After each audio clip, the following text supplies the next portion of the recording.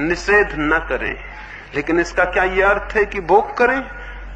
क्या इसका यह अर्थ है कि जीवन जो कुछ भी दिखाए उसी में डूब जाएं और जीवन जो आकर्षण दे उन्हीं में विलीन हो जाएं? नहीं, आकर्षण है ही इसलिए कि बहुत गहरे निषेध है। अगर चित्त पर कोई निषेध न हो तो आप हैरान हो जाएंगे, चित्त पर कोई आकर्षण भी नहीं रह जाता है। और अगर फिर भी मालूम पड़े कोई आकर्षण तो उस आकर्षण से भागे ना, उस आकर्षण से पीठ न मोड़े, क्योंकि जिसने पीठ मोड़ी आकर्षण उसका पीछा करेगा। अगर कोई आकर्षण दिखाई पड़े तो फिर पूरी सजगता को लेकर उस आकर्षण को जानने ही चले जाएं। पूरी खुली आंख से उस आकर्षण के पर्दों को गिरने दें, उसके एक एक वस्त्र को गिरने दें और खोजें वहां तक जहां तक की हड्डी और मांस न आ जाएं और जहां सारा आकर्षण विलीन न हो जाए। अगर पैनी और खोजने वाली आंखें हों तो दुनिया में कोई आकर्षण ऐसा नहीं है जो राख सिद्ध न हो। लेकिन हम आंख बंद कर लेते हैं, या तो हम मोह में आंख बंद कर लेते हैं या हम द्वेष में आंख बंद कर लेते हैं। या तो हम आंख बंद कर लेते हैं तीव्र आकर्षण में और या हम आंख बंद कर लेते हैं तीव्र विकर्षण में। दोनों हालतों में आंखें बंद हो जाती हैं और बंद आंखें जीवन में सारे दुख का कारण है। कैसे आंख खोली जा सके? जीवन के सत्यों के प्रति कैसी आंख खोली जा सके? पहली बात, पहला सूत्र हमेशा स्मरण रखें, अगर दूसरे की शिक्षाओं को पकड़ के आपने जीवन में खोज की, आपकी आंख कभी नहीं खुल सकेगी। आपकी आंख कभी नहीं खुल सकेगी, क्योंकि जीवन के तथ्यों को आप किन्हीं सिद्धांतों की आड़ से देखना शुरू कर देंगे और तभी निष्पक्ष ना हो पाएंगे। अगर आप क्रोध को देखने गए, हजारों साल से सिखाया गया है क्रोध बुरा है। अगर आप सेक्स को देखने गए, सिखाया गया है सेक्स बुरा है। अगर इस बुरेपन के भाव को लेकर गए तो आप देख ना पाएंगे, क्योंकि देखने के लिए अत्यंत निष्पक्ष, अनप्रेजुडिस्ड, बिल्कुल तटस्थ मन चाहिए और ये मन तो पक्षपात से भरा हो गया। और जहां पक्षपात है वहां देखना असंभव है।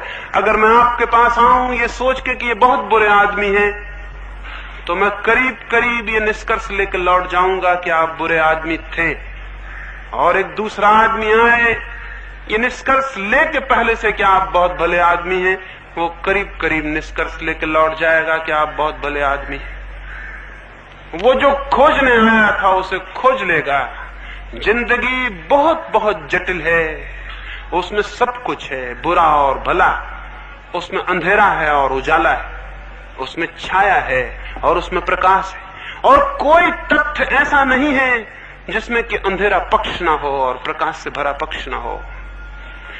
तो जो व्यक्ति जो पक्ष लेके जाएगा वो उस तथ्य में से वही बात निकाल लेगा, लेकिन पूरे सत्य से वो कभी परिचित नहीं हो पाएगा। पूरे सत्य से वही परिचित हो सकता है जो अत्यंत निष्पक्ष मन लेकर जीवन के तथ्यों का निरीक्षण करता है। तो क्रोध का निरीक्षण करें, लड़े नहीं, भोग ना करें।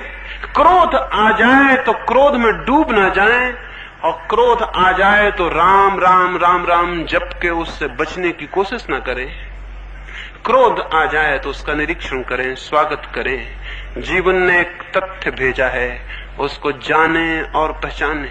एक फकीर था, मरते वक्त उससे किसी ने पूछा कि तुम्हारे जीवन में सबसे बड़ी कौन सी घटना घटी? उस फकीर ने कहा मेरे पिता मर रहे थे और उन्होंने मुझे मेरे पास बुलाया, तब मैं 13 वर्ष का था, और उन्होंने मेरे कान में कहा कि देख बेटे, मेरे पास तुझे देने को कुछ भी नहीं है, कोई संपदा मैंने इकट्ठी नहीं की, क्योंकि मैंने पाया कोई भी संपदा वस्तुतः संपदा नहीं, इसलिए मेरे पास तुझे देने को कुछ भी नहीं।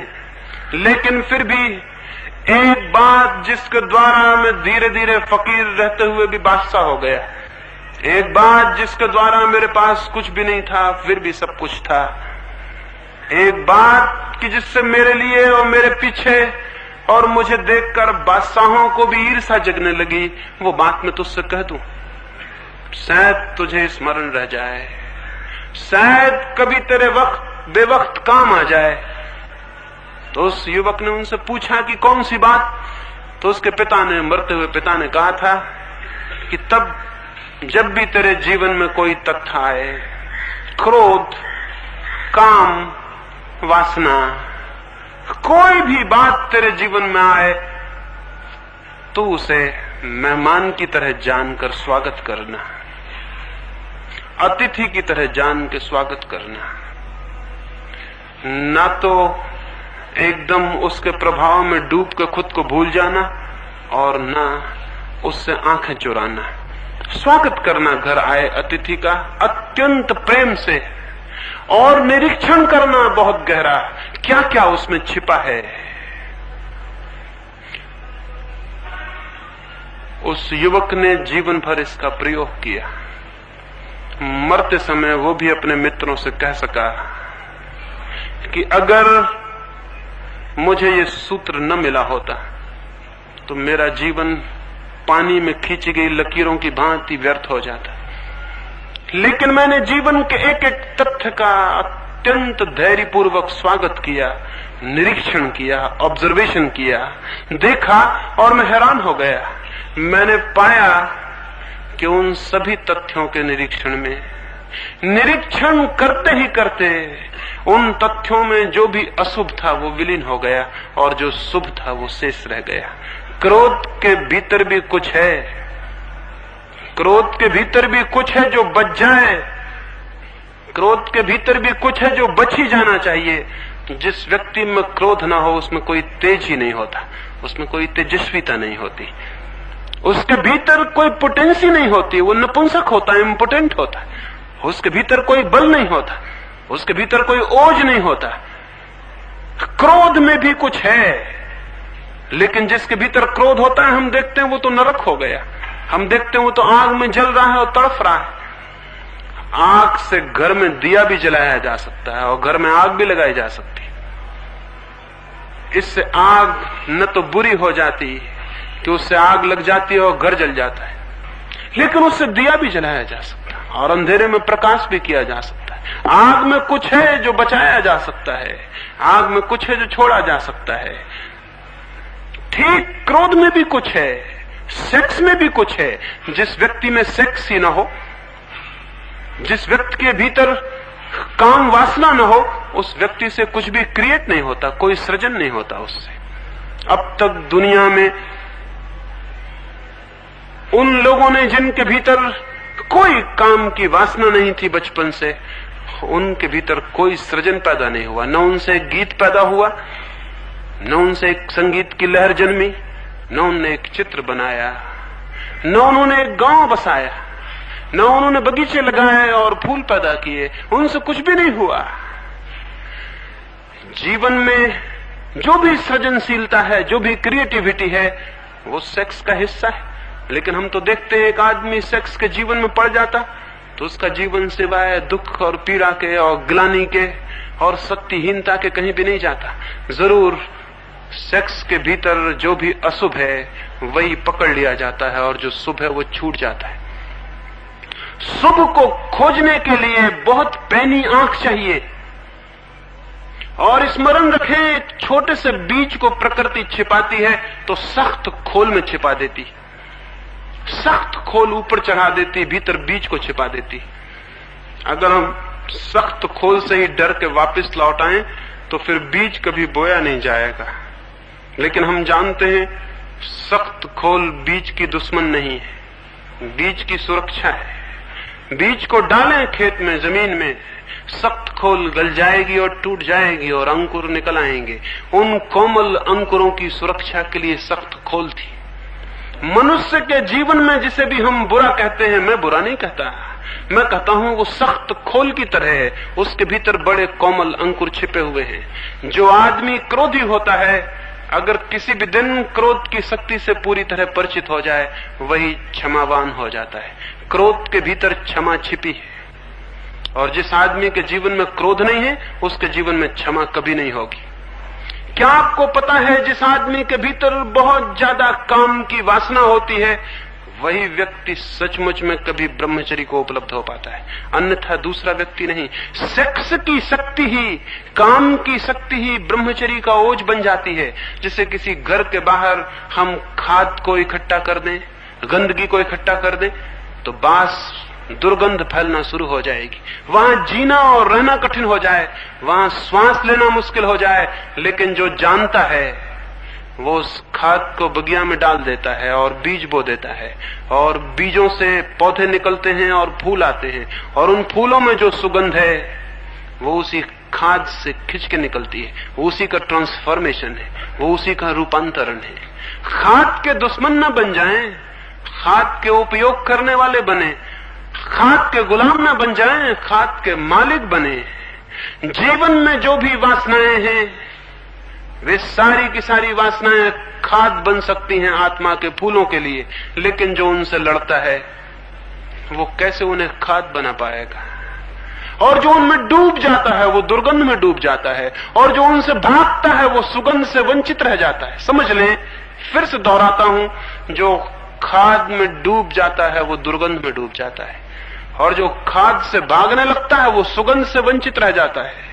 जो खाद का उपयोग करता है और खाद को रूपांतरित करता है वो दुर्गंध से मुक्त होता है और सुगंध को उपलब्ध होता है। जीवन का भी सूत्र यही है।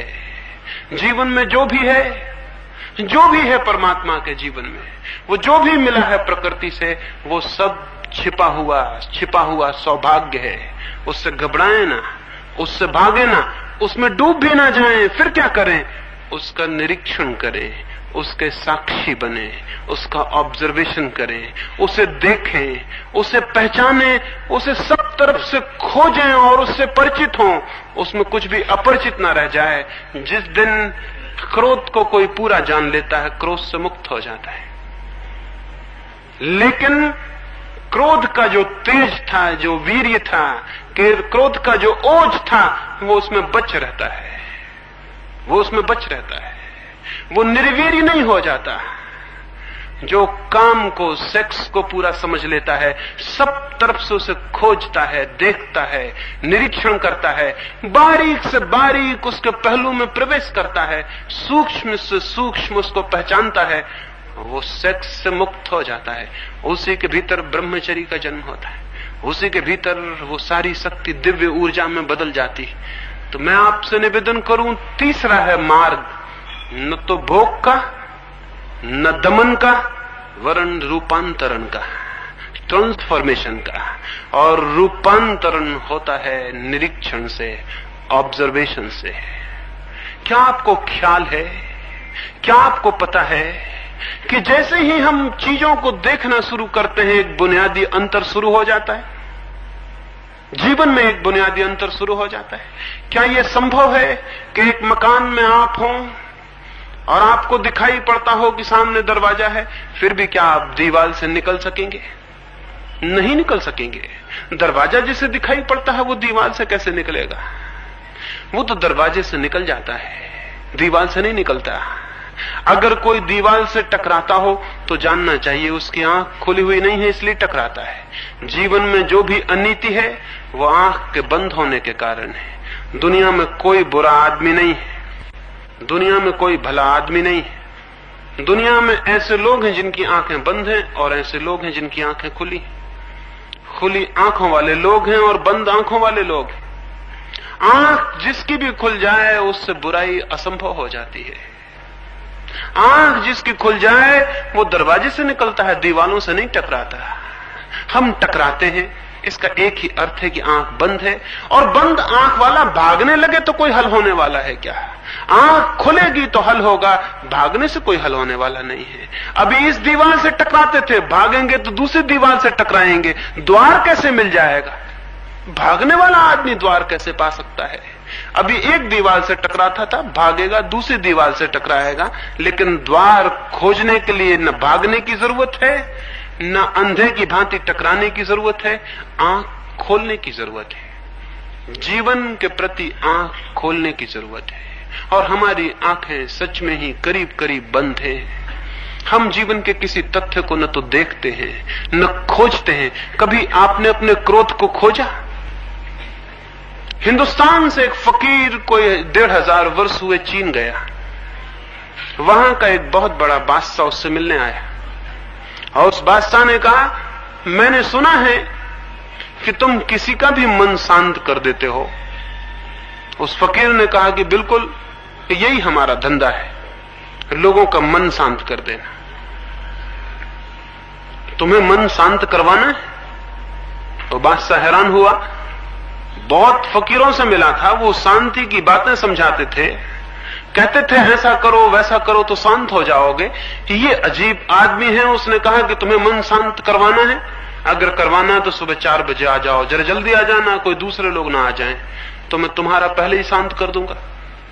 तो वो राजा संदिग्ध हुआ मन में कि ऐसी कोई आसान बात है क्या किसी का मन शांत कर देना? ये कोई मशीन है क्या कोई ठीक कर दे? लेकिन फिर भी उसने सोचा कि एक मौका तो देना चाहिए इस फकीर को भी, दिखता तो पागल है, क्योंकि इसकी बात में कोई समझ तो मालूम होती नहीं, अब तक किसी ने यह कहा ही नहीं। वो सीढ़ियां उतरने लगा उस मंदिर के जिसमें फकीर ठहरा था। बीच में फकीर ने चिल्ला कहा कि सुनो, कल आओ तो ख्याल से अपने अशांत मन को साथ ले आना, नहीं तो हम शांत क्या करेंगे। राजा और हैरान हुआ कि जब मैं आऊंगा तो मन तो मेरे साथ ही होगा, ये कहने की क्या जरूरत थी। एक आदमी पागल मालूम होता है। दूसरे दिन 4 बजे क्या 3 बजे ही राजा पहुंच गया। कौन नहीं अपने अशांत मन को शांत करवा लेना चाहेगा। आप भी होते, आप भी पहुंच गए होते, और मुफ्त में हो रहा था, कुछ काम भी वो करवा नहीं रहा था, कुछ धन नहीं ले रहा था, कुछ मांग नहीं रहा था, कुछ छीन नहीं रहा था। वो पहुंचा, उस फकीर ने पूछा कि ले आए अपना मन? उस राजा ने कहा, ये भी क्या हैरानी की बात करते हैं, मैं आया तो मन भी आ गया। उसने कहा, इतना आसान मामला नहीं है कि तुम यहां आ गए तो तुम्हारा मन भी आ गया हो, ये जरूरी नहीं है। आदमी कहीं होता है, मन उसका कहीं होता है। अभी आप ही यहां बैठे हैं, कोई जरूरी थोड़ी कि आपका मन भी यहीं बैठा हो। आप यहां हो और मन कहीं और हो। 100 में 99 मौके तो यही है कि मन कहीं और होगा। आदत मन की कहीं और ही रहने की है। उस फकीर ने कहा कि जरूरी नहीं है, आंख बंद करो। उस फकीर के कहने पर उस राजा ने आंख बंद की। उस फकीर ने कहा कि मैं तो ये देखता हूं कि तुम एक चम्हार की दुकान पर खड़े हुए हो।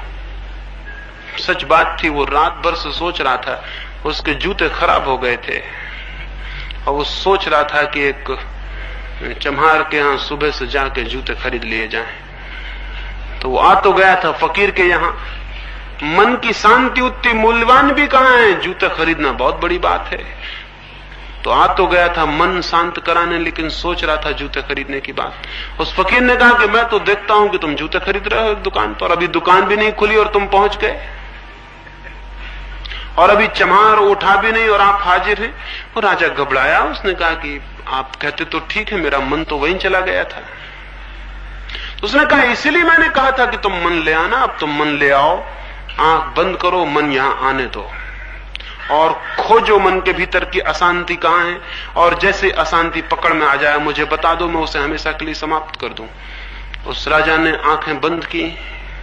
उस नीरव सन्नाटे में सुबह वहां और कोई भी न था, रात थी, अभी तो गहरी अंधेरा था, और वो फकीर अद्भुत सामने बैठा था, और वो एक डंडा हाथ में लिए था, और उसने कहा कि जैसे तुमने बताया कि यहां अशांत है कि मैं उसे डंडे से बिल्कुल ठीक ही कर दूंगा। पागल आदमी से पाला पड़ गया था, और राजा डरा हुआ आंख बंद करके भीतर खोजने लगा कि अशांति कहां है। वो जैसे जैसे खोजने लगा, वहां कोई अशांति पकड़ में आती भी नहीं थी। कोई आधा घंटा ये चला होगा। उस फकीर ने डंडे से उसको धक्का दिया और कहा, बहुत देर लगा रहे हो, पकड़ो कहां है अशांत मन। उसने कहा, मैं बहुत मुश्किल में पड़ गया, मैं उसे खोजने जाता हूं, वो मिलता नहीं। उस फकीर ने कहा कि जाओ, मैंने शांत कर दिया।